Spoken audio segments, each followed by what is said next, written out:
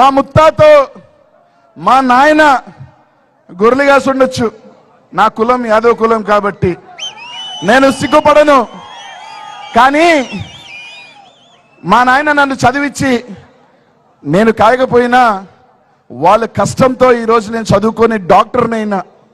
వాళ్ళు మాట్లాడినారు, ఏమని మాట్లాడినారు? ఓ గర్రెలు కాసుకున్నవాడికి బర్రెలు కాసుకున్నవాడికి జగన్మోహన్ రెడ్డి మంత్రి పదవి ఇచ్చాడని మాట్లాడారు. నిజమే. కానీ వాళ్ళు గుర్తుపెట్టుకోవాల్సిందల్లా ఒకటే, అయ్యా ఈ ప్రపంచానికే భగవద్గీతని బోధించిన వ్యక్తి శ్రీకృష్ణ పరమాత్ముడు కూడా గొర్రెలు ఆవులు కాసినోడే.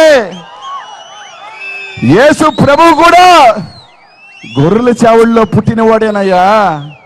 అంతెందుకు, ఆయన సతీమణి ఆయన్ని శ్రీకృష్ణ పరమాత్ముడి జన్మస్థానానికి పంపిస్తే ఈ మధ్య వాళ్ళ భార్య చెప్పింది ఏమని?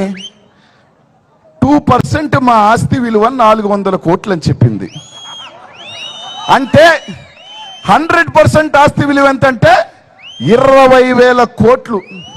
సరే, ఇప్పుడు అడుగుతా ఉన్నా 20,000 కోట్లు ఎలా వచ్చినాయి అంటే, ఈ బర్రెలు కాసుకున్న వాళ్ళు ఈ గొర్రెలు కాసుకున్న వాళ్ళు పాలు పితికి పితికి పితికి చెమటోడిస్తే ఆ పాలు అమ్ముకొని 20,000 కోట్లు సంపాదించిన మీరు మమ్మల్ని మాట్లాడతారు.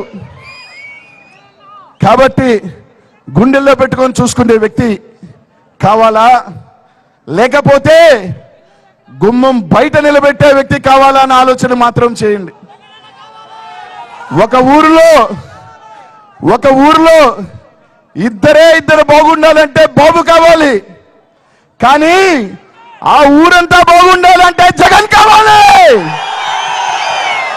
కాబట్టి రేపు రాబోయే ఎన్నికల సంగ్రామంలో ఒకరు పార్టీ పెట్టిన